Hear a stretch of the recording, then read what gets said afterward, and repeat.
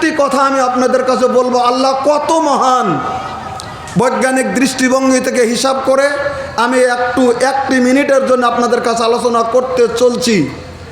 আজকে পৃথিবীর জামিনে বিরাট আল্লাহ রাব্বুল আলামিনের কোরআনে কারিমের একটা আয়াত নিয়ে রিসার্চ শুরু করে গোটা পৃথিবীর বৈজ্ঞানিকেরা হিসাব করে বলে দিতে চলছে, হ্যাঁ, মহান পরাক্রমশালী মহান আল্লাহ যেটা বলেছেন, কোরআনে যেটা বলেছেন সেটা সত্য পরিণত হতে চলছে। আমাদের হিসাবে তো সত্যই, তারাও আজকে সত্য বলে ঘোষণা করেছেন। সেটা কি? একটা কথা খুব ভালো করে শুনে নেবেন। পবিত্র কোরআনে 114টি সূরার ভিতরে একটা সূরার নাম সূরা কিয়ামা। আল্লাহ রাব্বুল আলামিন সূরা কিয়ামার 1, 2, 3, 4 এই 4টা আয়াতে আল্লাহ রাব্বুল আলামিনের 4th নম্বর আয়াতে তার পরিচয় তুলে ধরতে যে 3টা আয়াতের কথা আল্লাহ রাব্বুল আলামিন বলেছেন। প্রথম বলেছেন আল্লাহ কি? আউযু বিল্লাহি মিনাশ শাইতানির রাজিম। লা উকসিমু বিয়াউমিল কিয়ামা ওয়া লা উকসিমু বিন-নাফসিল লাওয়ামা। আমার ভাইরা, আল্লাহ রাব্বুল আলামিন তার নিজের পরিচয় তুলে ধরার জন্যে সর্বপ্রথমে তিনি বলে দিলেন, লা উকসিমু বিয়াউমিল কিয়ামা, আমি আল্লাহ রাব্বুল আলামিন ওই কঠিন কিয়ামতের দিনের কসম করে বলছি। কথাটা খুব খেয়াল করে যাবেন, যেটা ভয়াবহ দিন, কঠিন কিয়ামতের দিন। আমাদের যেদিন থেকে জ্ঞান হয়েছে ওই দিন থেকেই জানি কিয়ামতের দিন নামে একটা দিন রয়েছে। সেটা কোন দিন ঘটবে, কিয়ামত কোন দিন হবে, ওই হিসাবটা, ওই দিন তারিখটা পৃথিবীর কেউ বলতে পারবেন না। ওটা শুধু আল্লাহ রাব্বুল আলামিন জানে বলে কোরআনে কারীম আল্লাহ রাব্বুল আলামিন উল্লেখ করেছেন। সেই কিয়ামতের দিনের কসমকে আল্লাহ রাব্বুল আলামিন বললেন। নাম্বার 2, আল্লাহ রাব্বুল আলামিন কসম খাইলেন, ওয়ালা উকসিমু বিন-নাফসিল লাওয়ামা। কথাটা খুব ভালো করে বুঝে যাবেন। আল্লাহ রাব্বুল আলামিন বললেন, নিজেরাই নিজের উপরে মালামত করা নফসে লাওয়ামার প্রতি আল্লাহ রাব্বুল আলামিন কসম খেয়েছেন। এবার শুনবেন বলে কি, আমরা সাধারণত জানি, গজলের ভিতরেও শুনি, মানুষের দেহের ভিতরে 5টা আত্মা রয়েছে। এটা আমরা যেমন বাংলা ভাষায় বলে থাকি যে 5 আত্মাটা যখন বাহির হয়ে যায় মানুষ তখন মরে যায়। আল্লাহ রাব্বুল আলামিন একটা মানুষের দেহের ভিতরের 3টা নফসের কথা কোরআনে বর্ণনা করেছেন। আমরা 5 আত্মা জানি, কিন্তু আল্লাহ রাব্বুল আলামিন 3টা নফসের কথা বলেছেন। 3টা নফসের কথা বললেন আল্লাহ। প্রশ্ন যদি করেন কোন কোন নফসের কথা বলেছেন, 1 নাম্বার যেটা নফস মানুষের দেহের ভিতরে রয়েছে, যে নফসটা আল্লাহ রাব্বুল আলামিনের কাছে দামি, আল্লাহ রাব্বুল আলামিনের কাছে পবিত্র আত্মা, আল্লাহ রাব্বুল আলামিনের কাছে ভালো আত্মা, যে নফসটা মানুষকে ভালোর দিকে ডাকে, মানুষকে অন্যায়ের দিক থেকে ফিরিয়ে নেয়, যে নফসটা মানুষের নামাজের দিকে ডেকে নেয়, যে নফসটা মানুষকে রোজার দিকে নিয়ে যায়, যে নফসটা লোকটা যে নফসটা লোককে ওই যে দান করাতের দিকে নিয়ে যায়, তাসবিহ তাহলিলের দিকে নিয়ে যায়, জান্নাতের রাস্তার দিকে নিয়ে যায়, ওই নফসটার নাম আল্লাহ রাব্বুল আলামিন আম্মা পারার ভেতর উল্লেখ করেছেন।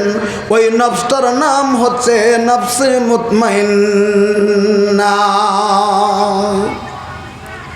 আমার বাইরে একটা কথা ভালো করে খেয়াল রেখে যাবেন, পৃথিবীর জমিনে অন্যায় যদি না করেন, পৃথিবীর জমিনের ভিতরে ঈমান নিয়ে যদি থেকে যেতে পারেন, ভাইগো পৃথিবীর জমিনে ইমানদার হিসেবে যদি মরে যেতে পারি আমরা, তাহলে ওই মানুষটার মরণ আর বেঈমান লোকের মরণ আল্লাহ রাব্বুল আলামিন আলাদা আলাদা ঘোষণা করেছেন।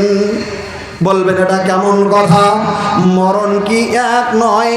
মরণ এক, কিন্তু মরণের ধরনটা আলাদা। বলবেন কেন? আমরা যদি ইমানদার হয়ে যাই, অরিজিনাল যদি আল্লাহর যদি খালেস বান্দা হয়ে যাই, তাহলে মালাকুল মাউত যখন এসে যাবে, তখন ওই মালাকুল মাউত সুন্দর করে ডাক দিয়ে বলবেন, ইয়া আইয়াতুহান নাফসুল মুতমাইন্না ইরজিই ইলা রাব্বিকা রাদিয়াতাম মারদিয়া।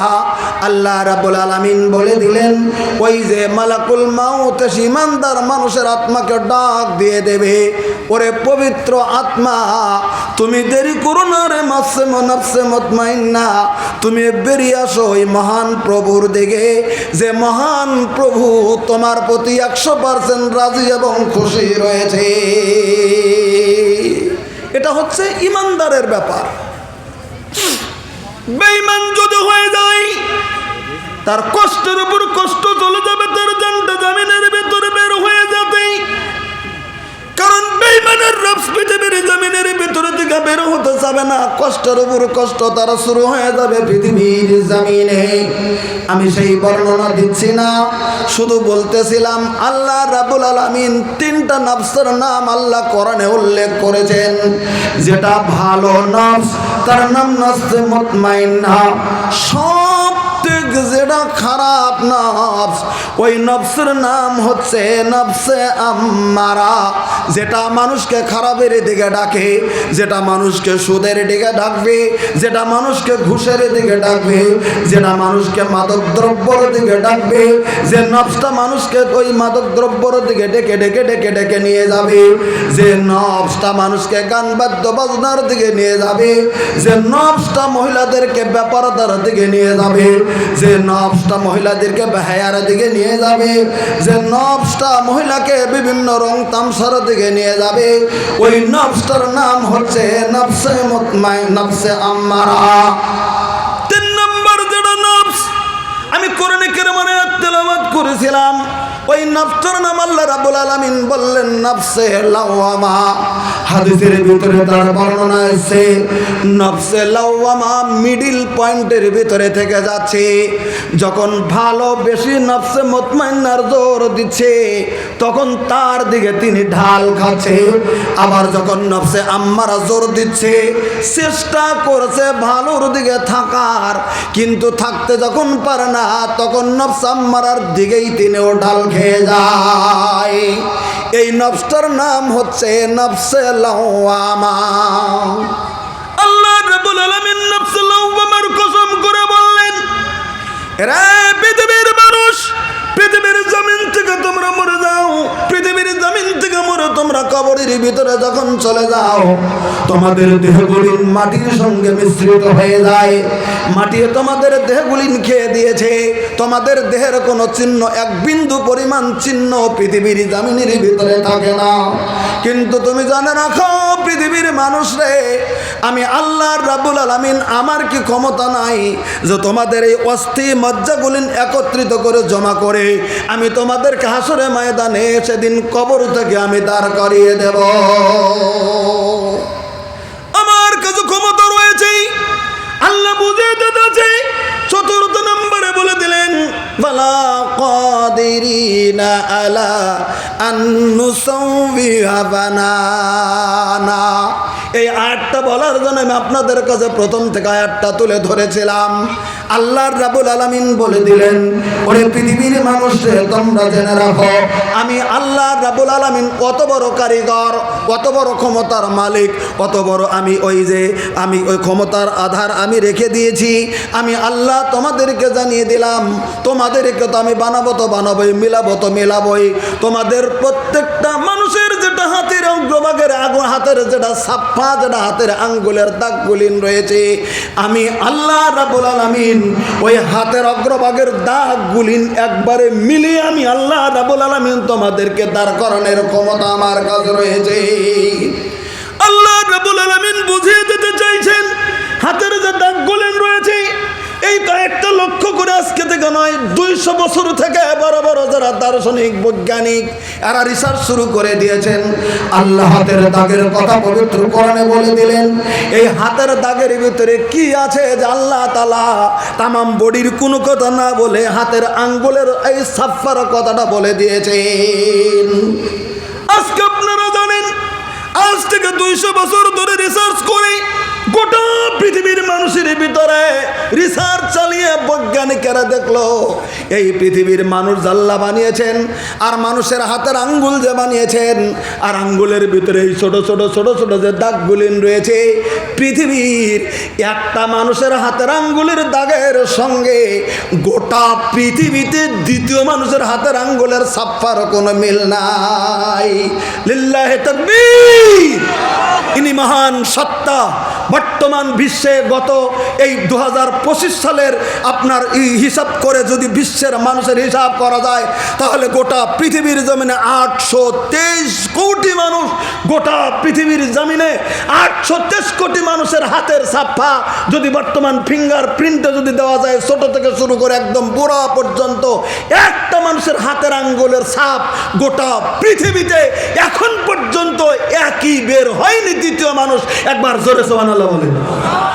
তাহলে তিনি মহান সত্তা, যিনি কোটি কোটি মানুষ বানাতে পেরেছেন, কোটি কোটি হাতের আঙ্গুলের ছিদ্র দাগগুলিন বানাতে পেরেছেন।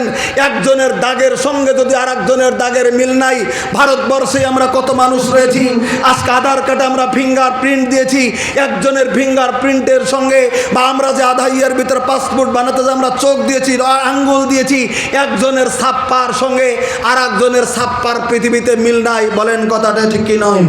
ইনি মহান সত্তা, যিনি আমাদের হাতের আঙ্গুলের দাগগুলিন বানিয়ে আমাদেরকে পৃথিবীর জামিনের ভিতরে মানুষ বানিয়েছেন। ইনি মহান সত্তা, যিনি মার পেট থেকে আমাদেরকে পৃথিবীর জামিনে বের করে দিয়েছেন। আল্লাহ রাব্বুল আলামিন পবিত্র কোরআনে বলেছেন, ওয়াল্লাহু আখরাজাকুম মিন বুতুনি উম্মাহাতিকুম লা তা'লামুনা শাইআ। আমি আল্লাহ রাব্বুল আলামিন তিনি যিনি তোমাদেরকে মায়ের পেটের ভিতরে থেকে বের করেছি, ওই সন্ধিক্ষণে বের করেছি যখন তোমাদের বিন্দু পরিমাণ কোনো জ্ঞান ছিল না। এটা আল্লাহ রাব্বুল আলামিনের ভাষা। জাগা তিনি আমাদের মহান সত্তা। আল্লাহ রাব্বুল আলামিনের তারিফের পরে আমাদের যিনি বিশ্বের নবী সৈয়দুল মুরসালিন রহমাতুল লিল আলামিন খাতামান নবীন সৈয়দুনা হযরত মুহাম্মদুর রাসূলুল্লাহ সাল্লাল্লাহু আলাইহি সাল্লামের প্রতি শত সহস্র দরুদ ও সালাম দিল থেকে মোহাব্বত করে নবীর প্রতি একবার দরুদ পড়ি সাল্লাল্লাহু আলাইহি ওয়াসাল্লাম।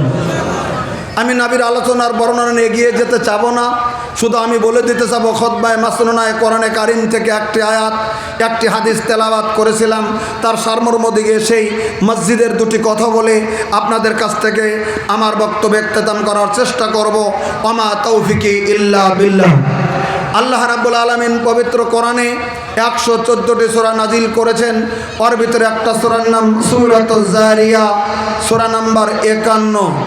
এই 51 নম্বর সূরার 55 নম্বর আয়াতে আল্লাহ রাব্বুল আলামিন আল্লাহর নবীকে ডাক দিয়া বললেন, আজকে আমরা যে যার যার বাড়ি থেকে বেরিয়ে এসে আজকে জালসার প্যান্ডেলে বসেছি, আমাদের মা বোন হয়তো বিভিন্ন জায়গাতে বসেছেন জালসা শোনার জন্যে।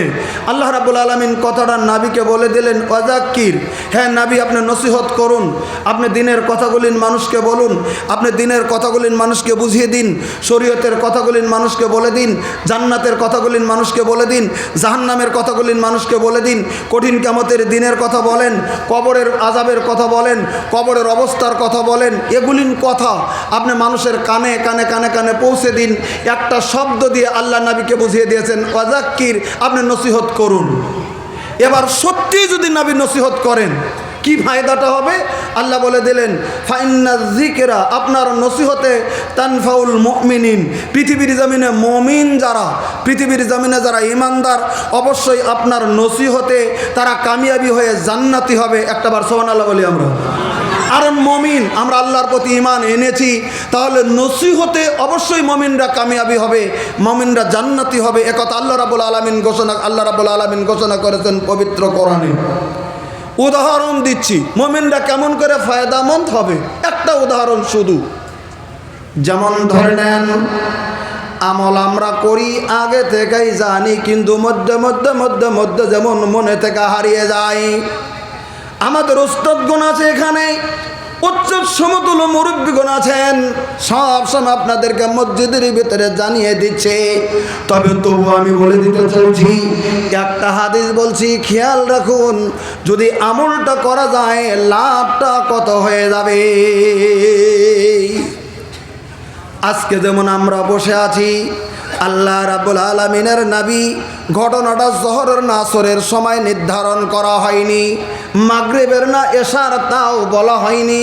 আল্লাহ রাব্বুল আলামিনের নবী সাহাবা কেরামকে ডাক দিয়ে বললেন, আমার সাহাবা কেরাম শুনে নাও, আমি নবী তোমাদেরকে জানিয়ে দিলাম। বলে কি? আল্লাহ রাব্বুল আলামিনের নবী বললেন, আয়া আজিজু আহাদুকুম আইয়াকরা বিসুলুসিল কোরআনে ফি লাইলা।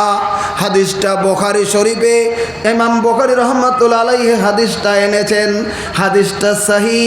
আল্লাহ রাব্বুল আলামিনের নবী একদিন সাহাবা কেরামকে ডাক দিয়ে বললেন, আমার সাহাবা কেরাম, আমি তোমাদেরকে লক্ষ্য করে বলছি, তোমাদের মধ্যে কেউ কি আছো যে রাত্রি বেলাতে যখন তোমরা বিছানায় শুয়ে যাবে, রাত্রি বেলাতে যখন বিছানায় চলে যাবে, তোমাদের মধ্যে কি কেউ আছে বিছানায় শুয়ে যাওয়ার সময় পবিত্র কোরআনে কারিমের 3 ভাগের 1 ভাগ তেলাওয়াত করে বিছানায় শুয়ে যাবে?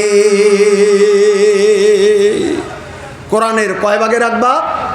3 ভাগের 1 ভাগ। এবার চিন্তা করেন, কোরআনটা কয় পারা? কোরআন 30 পারা। তো 30 পারা যদি কোরআন হয়, 3 ভাগের 1 ভাগ কয় পারা তেলাওয়াত করতে হবে? 10 পারা। এটা হাদিস বুখারীর, আল্লাহর নবীর ডাইরেক্ট কথা। সাহাবা কেরামকে প্রস্তাব দিলেন নবী, রবি বর্ণনা করলেন।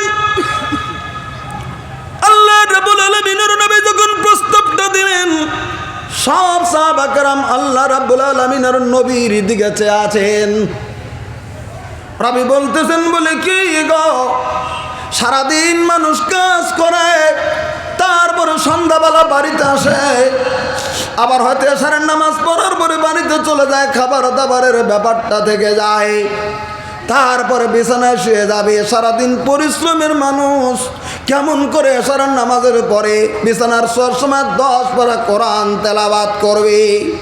রাবি বললেন, বলে কি, ফাশাক্কা যালিকা আলাইহিম, এই আমলটা সাহাবীদের জন্য বড় কঠিন হয়ে গেল। খুব কঠিন মনে হলো, সবার জন্যই কঠিন মনে হলো।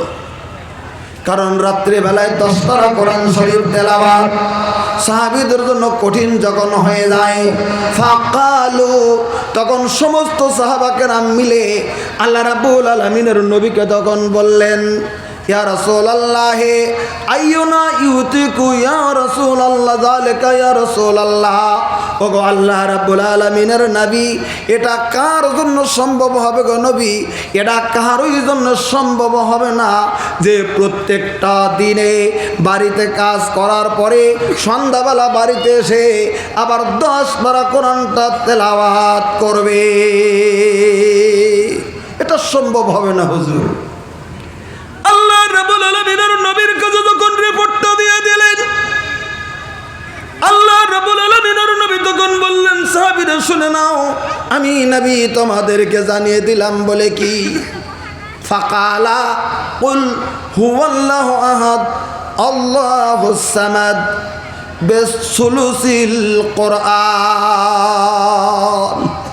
সাহাবীরা রে, পৃথিবীর জামিনের ভিতরে তোমাদেরকে পূর্ণ কোরআনের 10 পারা তেলাওয়াত করতে, পৃথিবীর জামিনের ভিতরে আমি বলছিলাম ঠিক আছে, তবে তোমরা শুনে নাও, কোরআনে কারিমের ভিতরে একটা সূরা রয়েছে, ছোট্ট সূরা। ওই সূরাটার নাম হচ্ছে কুলহুর সূরা, ওই সূরাটার নাম হচ্ছে সূরা ইখলাস। আমার মা বোন কথাটা ভালো করে শুনে নেন, ওই সূরাটার নাম সূরা ইখলাস, ওই সূরাটার নাম কুলহুর সূরা। আল্লাহর নবী 2টি আয়াত তেলাওয়াত করে সাহাবা কেরামের কাছে বুঝিয়ে দিলেন, হে আমার সাহাবা কেরাম শুনে নাও গো, বিছানায় শোয়ার আগে কোন সাহাবী যদি গো বিসমিল্লাহ সহকারে এই কুলহুর সূরা একবার যদি তুমি তেলাওয়াত করো, আমি নবী জানিয়ে দিলাম তোমার আমাদের কাছে এই একবার কুল হুর সূরা তেলাওয়াতটা কোরআনে কারীমের 3 ভাগের 1 ভাগ তেলাওয়াত করা হয়ে যায়। আমার ভাইরা, আমার বিছানায় শুয়ে যাওয়ার আগে আমি আপনি যদি বিসমিল্লাহ সহকারে এই কুল হুর সূরাটা যদি 3 বার যদি তেলাওয়াত করি, পৃথিবীর জমিনে যদি 3 বার তেলাওয়াত করি বিসমিল্লাহ সহ কুল হুর সূরাটা যদি 3 বার যদি তেলাওয়াত করি, আল্লাহ রাব্বুল আলামিন আমার আপনার আমলনামার ভিতরে একটা কোরআন শরীফ খতমের নেকি আমার আপনার আমলনামার ভিতরে আল্লাহ রাব্বুল আলামিন দান করে দেবে। জোরে একবার সুবহানাল্লাহ বলেন। এই হাদিসটা বুখারী শরীফের হাদিস তেলাওয়াত করলাম। আমার ভাইরা, আমলটা ছোট কিন্তু তার মর্তবাটা আল্লাহ রাব্বুল আলামিনের নবী বিশাল বলে ঘোষণা করেছেন। আজকে যারা পল্লার পার গ্রামের মুরব্বীরা বসেছি, আমরা হয়তো 50% আছি কোরআন পড়া জানি, 50% আছি এখনো কোরআন দেখে দেখে দেখে দেখে পড়তে পারি না।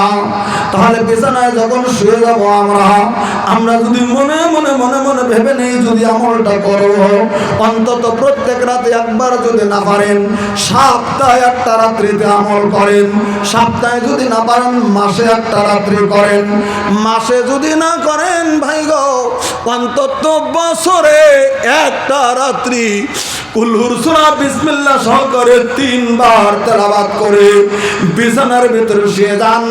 আজ থেকে যদি 20 বছর বাঁচেন, 30 বছর বাঁচেন, 35 বছর বাঁচেন ভাই গো, 35 বছর বাঁচলে অন্তত 35টা কোরআন খতমের নেকি আল্লাহ রাব্বুল আলামিন আমলনামার ভিতরে দান করে দেবে। জোরে সুবহানাল্লাহ বলেন। আমলটা জমিনের ভিতরে ছোট, কিন্তু ইনশাল্লাহ আশা যদি করেন জলসার ভিতরে যদি এসছি, আমি মাসের কথা বলছি না, কষ্ট হবে, তবে বছরে একটা করে রাত্রি এই আমলটা করব। অন্তত 2-4 জনে 5 জন 10 জন 20 জন যদি করেন নেকি আপনারাও পাবেন, নেকি আমি নিজেও পাব। এবার একটা কথা বলবেন, আপনারা যদি মনে মনে মনে মনে বলেন আমরা আমল করব নেকি আমরা পাবো, আপনি কেন পাবেন? এখানে একটা হাদিস আছে বুখারী শরীফের ভিতরে, আল্লাহ রাব্বুল আলামিনের নবী বললেন মান সান্না ফিল ইসলামে সুন্নাতান হাসানা ফালাহু আজরুহা। আল্লাহ রাব্বুল আলামিনের নবী বললেন ইসলামের ভিতরে কেউ যদি কোনো ভালো কাজ যদি স্টার্ট করে দেয়, সর্বপ্রথম একটা ভালো কাম আরম্ভ করে দিল ইসলামের ভিতরে, ওই লোকটা পূর্ণ আজরাত পাবে।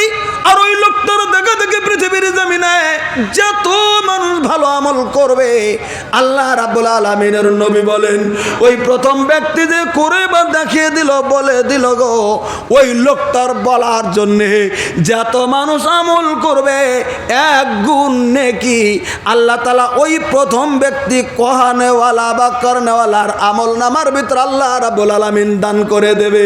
সুবহানাল্লাহ বলেন।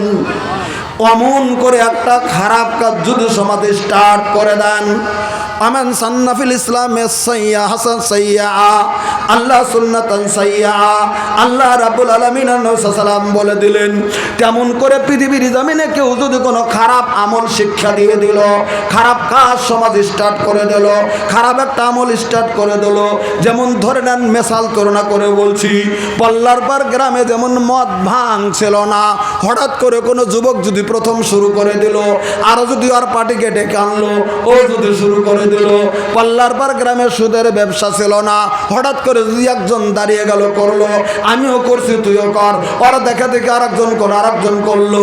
প্রথম তুমি যে সমাজের ভিতরে চালু করে দিয়েছ, তোমার দেখা দেখি পৃথিবীতে তোমার অঞ্চলে যত করবে আর গুণান্বিত গুনাহ তোমার আমল নামার ভিতরে আল্লাহ রাব্বুল আলামিন ঢেলে দিয়ে দেবে একটি অংশ। এটা হাদিস বুখারী শরীফের ভিতরে রয়েছে। ওজন্য বলছিলাম বলে কি আপনি একজনকে বলবেন আমল করার জন্যে, উনিও করবে, নেকি আপনিও পাবেন। আজকের জমিনে অন্তত 10টা লোক বলেন যে বছরে একদিন বিছানার সময় কুলুর সূরাটা 3 বার পড়বো, দেখি 10টা লোক, বেশি না। লিল্লাহি তাকবীর। আচ্ছা আপনারা কি আসলে ঝোঁকে তুলছেন না আসলে পড়বেন? বছরে একদিনের কথা কইছি, খুব জুলুম করি নাই। আমলটা বছরে একদিন। আমলটা কি? কুল্লু সূরা শোয়ার আগে 3 বার। কয়বার? আমার ভাইরা, এই যে দেখেন, আমি আগে আপনাদেরকে বলছিলাম যে একটু আগে আগে বসেন। যারা পিছনে আসে ওরা পিছনে বসবে, আপনারা একটু এগিয়ে বসুন, তাহলে বারে বারে ডাকতে হবে না, আওয়াজও নষ্ট হবে না। একটু আগে বসেন তো দেখি, একটু আগে বসেন। জি,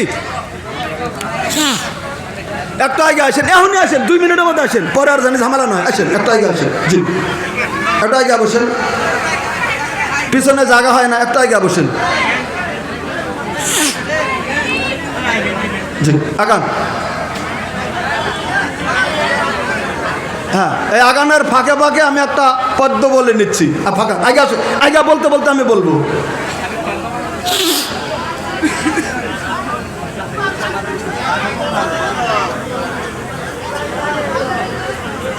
মেশাতে লোভিল আগে বসেন। মানবী জানা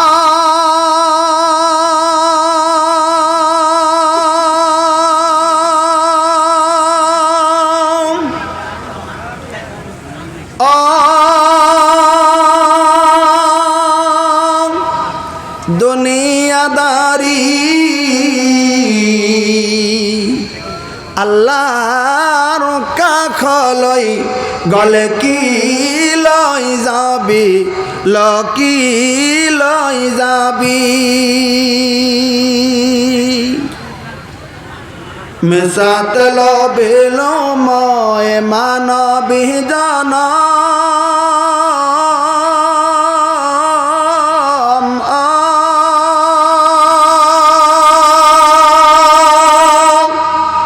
দুনিয়াদারি আল্লাহর কাখলই গলে কি লই যাবি, লকি লই যাবি। লগত যাব আমল তোর, লগত যাব আমল তোর, আৰু যাব কি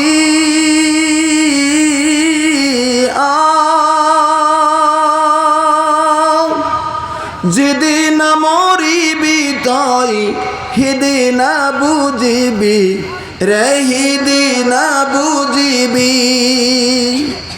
অকলে অকলে তই, অকলে অকলে তই কবরত থাকিবি।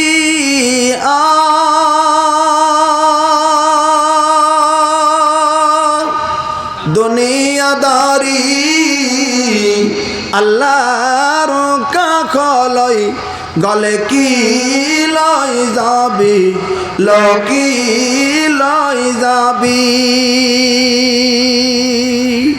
যাক, সময় খুব কম, এদিক ওদিক করে সময় কাটাতে চাই না।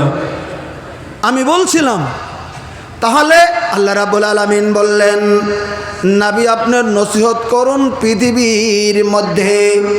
আপনি যদি নসিহত করেন, আপনার নসিহতে অবশ্যই মুমিন মানুষগুলি কামিয়াবি হয়ে তারা জান্নাতি হবে। আমার ভাইরা, আজকে জমিনের ভিতরে মানুষ নসিহত শোনে, কিন্তু পরিবর্তন হতে চাই না পৃথিবীর জমিনে গো মানুষ। কারণ কঠিন কিয়ামতের দিনের কথা মানুষের অন্তরে ভয় এটা জন্মে না। অথচ একটা হাদিস আপনাদেরকে শোনাচ্ছি। অবশ্য হাদিসটা কোনো কোনো বলেছেন হালকা দুর্বলের দিকে, তবে বেশি অংশ বলেছেন ইমাম বুখারী মুসলিমের শর্তে হাদিসটা সহি রয়েছে। হাদিসটার রাওয়ায়াতকারী হযরতে আয়েশা সিদ্দিকা রাদিয়াল্লাহু তাআলা আনহা। খুব ভালো করে হাদিসটা শুনে নেবেন। আজকে আমাদের দিলের ভিতরে ভয় হয় না, আজকে অন্তরের ভিতরে ভয় ঢোকে না। আজকে আমরা যেন কেমন হয়ে গেছি পৃথিবীর জমিনে, কোরআনের কথা বললেও দিলের ভিতরে ঢুকে যায় না, হাদিসের কথা বললেও দিলটা জমিনের ভিতরে গলে যায় না। তার কারণটা আছে, আমি কারণটা পরে বলছি।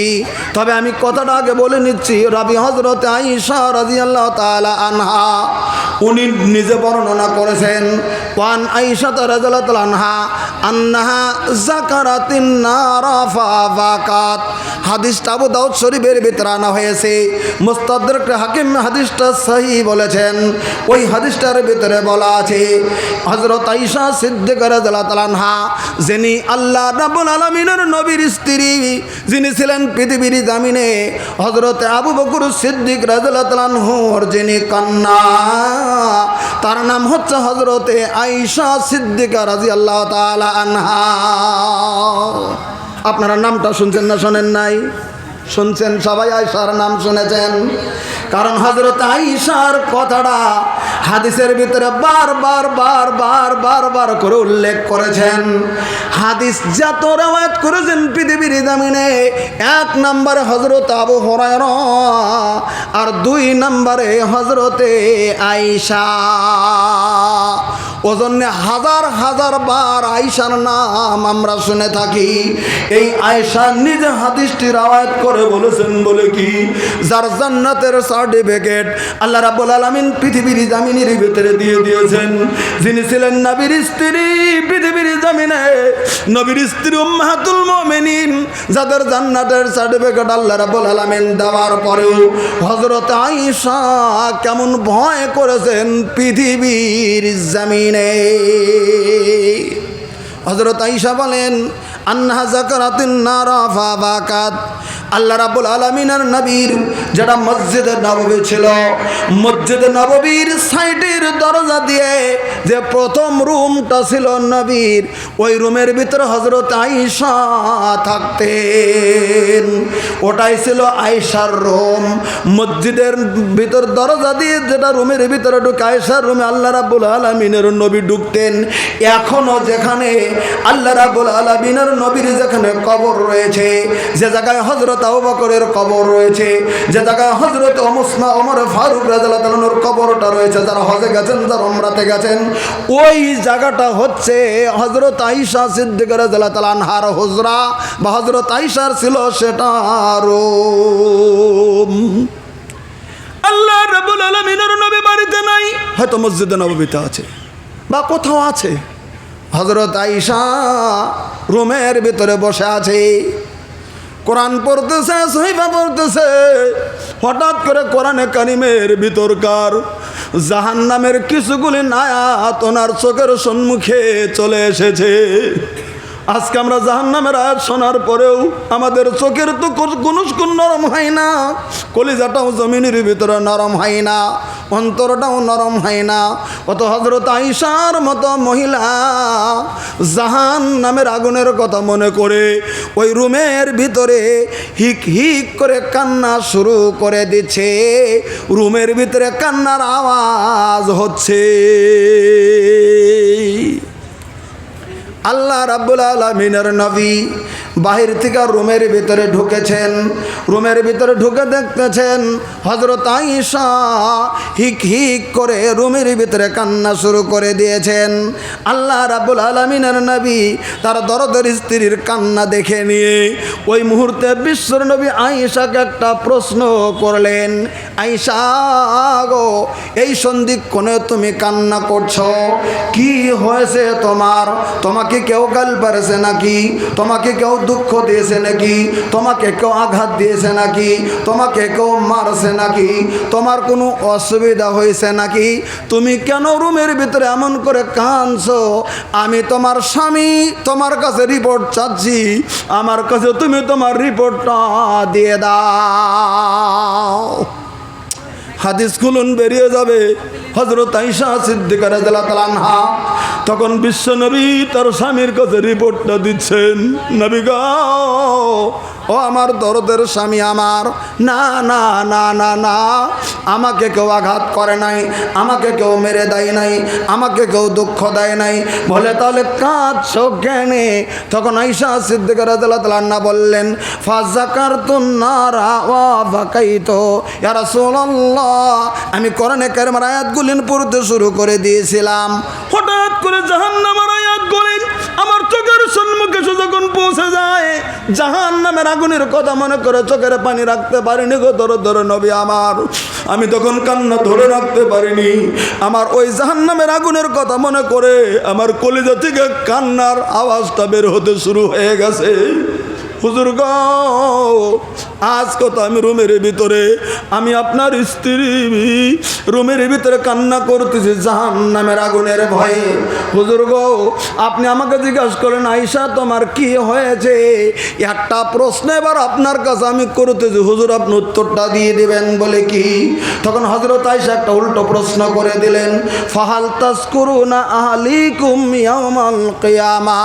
ও আল্লাহ রাব্বুল আলামিনের নবী আমি আয়েশা, আমি আপনার স্ত্রী, আজকে কাঁদছি, আপনি খবর নিচ্ছেন কঠিন কিয়ামতের দিন যেদিন শুরু হয়ে যাবে, মহাবিপদের দিনে হঠাৎ করে যদি আপনার কোনো বিবি সেদিন যদি বিপদে পড়ে যায়, আর হাসরে ময়দানে কঠিন কিয়ামতের দিনে কোনো সাইডে পড়ে শুধু সেদিন কান্দে আপনার কোনো বিবি, হুজুর গো আজকের মতো সেদিন আপনি খবর নিয়ে আপনার ডাক দেবেন কি না।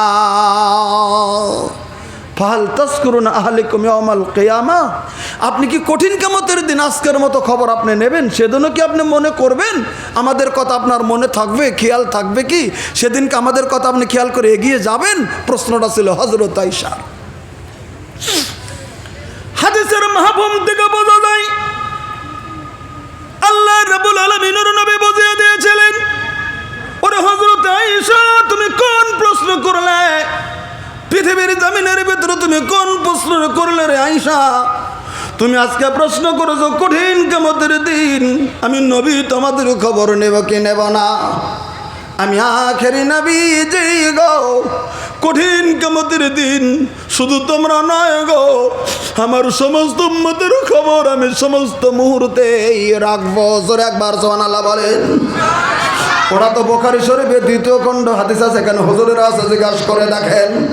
আল্লাহ রাব্বুল আলামিন আর নবী সাল্লাল্লাহু আলাইহি ওয়াসাল্লাম বলেন হযরত আদম থেকে নিয়ে হযরত ঈসা রুহুল্লাহ পর্যন্ত সমস্ত নবী রাসূলের মুখে নফসি নফসি শব্দ থাকবে, একটাই মাত্র নবী আমি আখেরি নবী, আমার মুখে সেদিন উম্মতি উম্মতি শব্দ সেদিন থাকবে। সব সময় আল্লাহ রাব্বুল আলামিনের নবী উম্মতের খবর তো নিয়েই থাকবেন। তথাপি আল্লাহ রাব্বুল আলামিনের নবী বললেন আয়েশা রে কঠিন কিয়ামতের দিন 3টা মুহূর্ত আছে আয়েশা, ইম্মা ফি সালাসাতে মাওয়াতিনা লা ইয়াসকুরু আহাদুন আহাদা। আয়েশা কঠিন কিয়ামতের দিন 3টা মুহূর্ত আছে, 3টা সময় আছে, 3টা সন্ধিক্ষণ আছে, 3টা মুহূর্ত চলে আসবে। ওই 3টা মুহূর্তে একজন আর একজনের খবর নেওয়ার সময় হবে না। খুব ভালো করে চিন্তা করবেন, 3টা মুহূর্তে একজন আর একজনের খবর নেবে না। প্রশ্ন যদি করেন কোন কোন মুহূর্ত, একটা মুহূর্তের কথা আল্লাহ রাব্বুল আলামিনের নবী বললেন ইনদাল মিজান হাত্তা ইয়ালামা আয়াখিফু মিজানুহু আও ইউসকাল। আল্লাহ রাব্বুল আলামিনের নবী বললেন আয়েশা রে কঠিন কিয়ামতের দিন এমন একটা সময় আসবে যখন প্রত্যেকটা মানুষের নেকি এবং গুনাহ ওজন শুরু হয়ে যাবে। মিজানের পাল্লাতে যখন নেকি বদি ওজন যখন শুরু হয়ে যাবে, নেকি এবং গুনাহ যখন ওজন শুরু হয়ে গেল, যার যার মতো চিন্তায় মগ্ন থেকে যাবে, আমার নেকি বদি ওজন হয়ে যাবে। কারণ আল্লাহ রাব্বুল আলামিন পবিত্র কোরআনে বলে দিয়েছেন ফাআম্মা মান সাকুলাত মাওয়াজিনুহু ফাহুয়া ফি ঈশাতুর রাদিয়া। যেদিন নেকি বদি যখন ওজন শুরু হয়ে যাবে, গুনাহ এবং নেকি যখন ওজন শুরু হয়ে যাবে, হঠাৎ করে যদি নেকির পাল্লাটা যদি ভারী হয়ে যায়, গুনার পাল্লাটা যদি হালকা হয়ে যায়, আল্লাহ রাব্বুল আলামিন বলে দিলেন তাহলে ওই মহান প্রভু তার রাজি খুশির মধ্যে দিয়ে ওই লোকটাকে তখন রেখে দেবে। জোরে একবার সুবহানাল্লাহ বলেন। আল্লাহ তাআলা পূর্ণ রাজি খুশি থাকবে। আল্লাহ রাব্বুল আলামিন রাজি খুশির বান্দা হিসেবে আল্লাহ রাব্বুল আলামিন সেদিন ঘোষণা করে নেবে। 2 নম্বরে পক্ষান্তরে বলে দিলেন ওয়া আম্মা মান খাফফাত মাওয়াজিনুহু, কিন্তু সেদিন যদি নেকি বদির পাল্লা যদি সেদিন হালকা না হয়ে যদি নেকির পাল্লা পাল্লাটা যদি সেদিন হালকা হয়ে যায়, গুনার পাল্লাটা যদি সেদিন ভারী হয়ে যায়, আল্লাহ রাব্বুল আলামিন বলে দিলেন ফাউম্মুহু হাবিয়া, তাহলে তুমি জেনে রাখো রে পৃথিবীর মানুষেরা, তোমরা জেনে রাখো, তাহলে তোমার মা হবে তোমার ঠিকানা। আল্লাহ রাব্বুল আলামিন বলে দিয়েছেন হাবিয়া জাহান্নাম, হাবিয়া জাহান্নাম হবে ঠিকানা। যদি নেকির পাল্লাটা যদি হালকা হয়ে যায়, গুনার পাল্লা যদি ভারী হয়ে যায়, হাবিয়া জাহান্নাম ঠিকানা। আল্লাহ রাব্বুল আলামিন বলে দিলেন বান্দারা আমা আদরাকা মা হিয়া, তোমরা কি জানো গো হাবিয়া জাহান্নামটা কোন জিনিস? তোমরা কি জানো? নারুন হামিয়া, হাবিয়া জাহান্নামটা হচ্ছে একদম প্রজ্বলিত অগ্নিপিণ্ড, ভাস্প দাও দাও দাও দাও দাও দাও ধাও দাও করে জ্বলছে, চতুর্দিকে ঘেরাও করা আছে, বের হওয়ার মতো যেমন ব্যবস্থা নাই। কারণ কি গো, মার পেটের ভিতরে যেমন আমরা ছিলাম, যতক্ষণ পর্যন্ত আল্লাহ আদেশ করেনি ততক্ষণ পর্যন্ত মার পেট থেকে বের হতে পারিনি। আল্লাহ রাব্বুল আলামিন তাই বলে দিয়েছেন হাবিয়া জাহান্নামটা অমনি জাহান্নাম, মায়ের পেটের মধ্যে করে তুমি ভিতরে থাকবে, বাহিরে বাড়ানোর পরিকল্পনা তোমার জাহান্নাম থেকে সেদিন হবে না। আমার ভাইরা, আল্লাহ রাব্বুল আলামিনের নবী তাই বলে দিলেন এটা বিরাট কঠিন মুহূর্ত, যখন নাকি গো ওই যে মানুষের হিসাব নিকাশ শুরু হয়ে যাবে, নেকি বদি যখন ওজন পাল্লা যখন করে দেওয়া হবে, যতক্ষণ পর্যন্ত হাত্তা ইয়ালামা ইয়াকিফু মিজানু ওয়া ইসকাল, যতক্ষণ পর্যন্ত কনফার্ম হবে না এতক্ষণ পর্যন্ত ওই লোকটা অন্যের চিন্তা করতে পারবে না। এটা কঠিন পরীক্ষা। আমার ভাইরা, আজকে পৃথিবীর জমিনের ভিতরে কয়জন ভয় করেছে? আমাদের অন্তরের ভিতরে ভয় ভীতি নাই। কারণ বলবেন কি? কারণটা বুখারী শরীফ খুঁজুন, বেরিয়ে যাবে। আল্লাহ রাব্বুল আলামিনের নবী সাল্লাল্লাহু আলাইহি ওয়াসাল্লাম বলে দিয়েছেন এই পৃথিবীর জমিনে মানুষ যখন একটা অন্যায় করে, শরীয়তের খারাপ কাজ করে, এই যে কলবে সালিম, এই কলবের উপরে একটা দাগ, কালা দাগ পড়ে যায়। আবার যখন একটা খারাপ কাম করে তখন আরেকটা কালা দাগ পড়ে যায়, আরেকটা যখন লোক খারাপ কাজ করে আরেকটা তখন কালো দাগ পড়ে যায়, আরেকটা যখন খারাপ কাজ করে আরেকটা কালো দাগ পড়ে যায়। এমন করে করে করে করে করে করে সাপ অন্তরটা কালো দাগে মেকআপ হয়ে যায়। তখন শরীয়তের কথা ভিতরে ঢুকতে চাই না, কোরআনের কথা ভিতরে ঢুকতে চাই না, জান্নাত জাহান্নামের কথা ভিতরে ঢুকতে চাই না, জাহান্নামের ভয় ভিতরে ঢুকতে চাই না, জান্নাতের আশা ভিতরে ঢুকতে চাই না। মানুষের কলিজাটা তখন নরম হয় না, মানুষের চোখের তখন রংটা বদলে যায় না।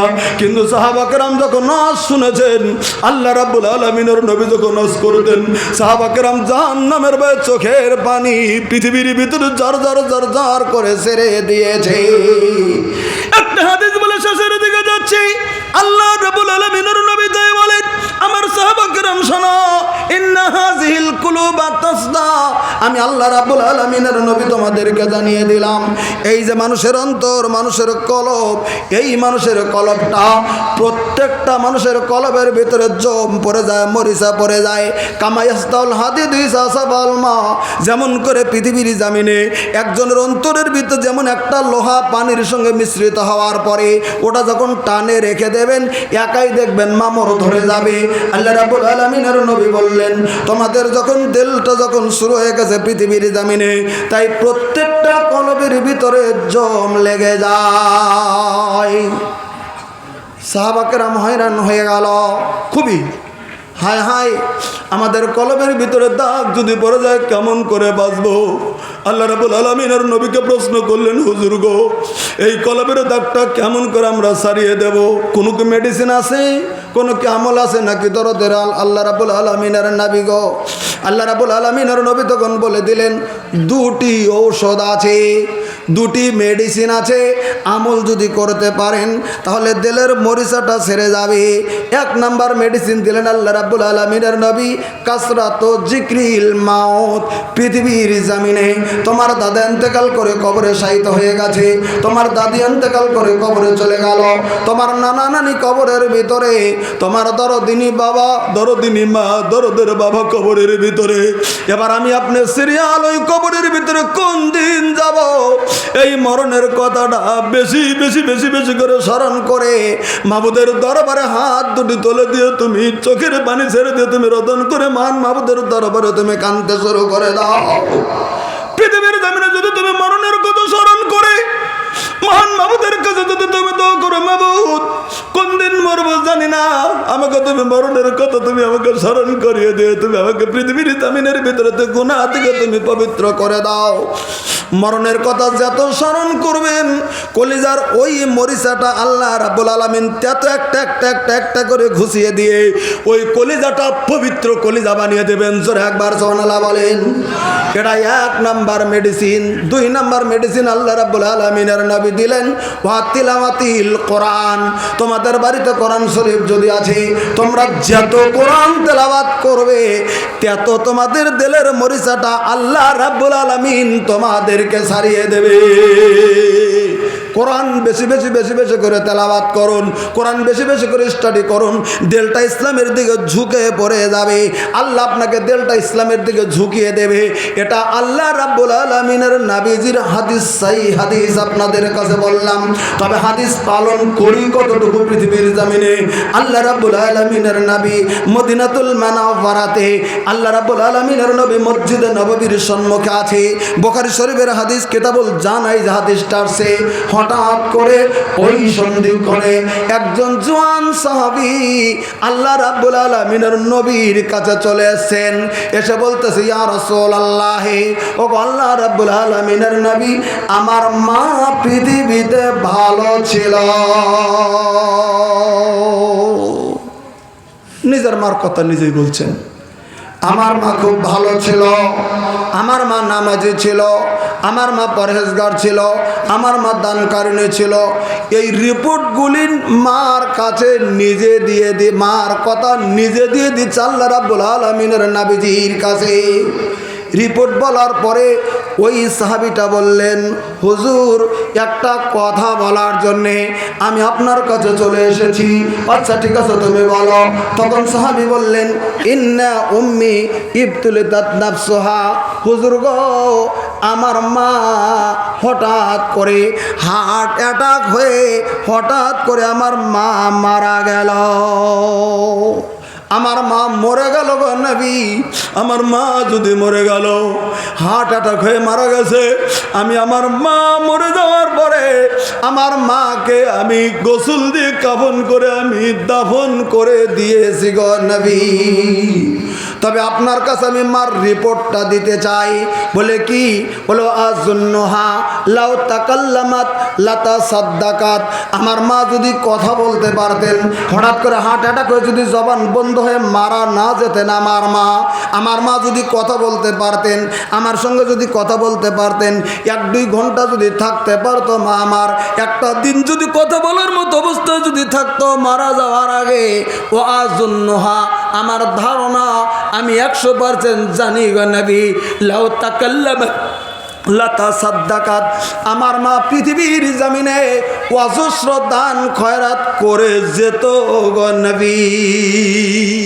এখন তো আমার দরদিনী মা হঠাৎ করে ইন্তেকাল হয়ে গেল, কবরে তো শুয়ে দিয়ে দিলাম। এবার একটা মাসলা আপনার কাছে জানতে চাই। বলে কি? ফাহাল্লাহ আজরন ইন আফা তুসাদ্দাকতু আনহা, আমি তার ছেলে আছি পৃথিবীর জমিনে, আমি তার ছেলে হইয়া আমি যদি আমার মার নামে আমি যদি একটা কিছু যা কিছু হোক না কেন গো, আমি ডাইরেক্ট মার নাম নিয়ে এই পৃথিবীর জামিনে যদি আল্লাহর রাহলিল্লাতে যদি খরচ করে দেই গো হুজুর, আমার মা তো কবরে আমি তার ছেলে হয়ে দিতে চাই, আমার মা কি নেকিটা কবরে পাবে কি না?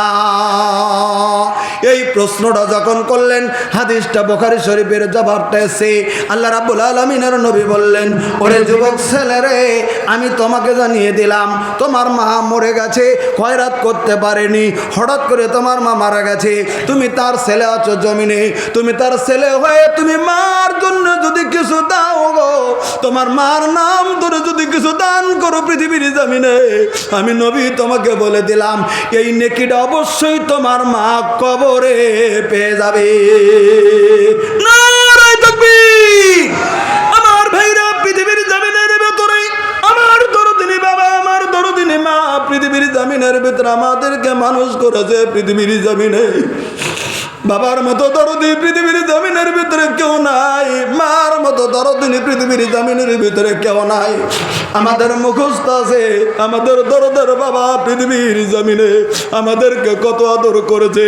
আমাদেরকে দোকানে নিয়ে যায়, বাবা মিষ্টি মুখে তুলে দেয়, বাবা খাই না, আমাদের মুখের দিকে তাকিয়ে থাকে।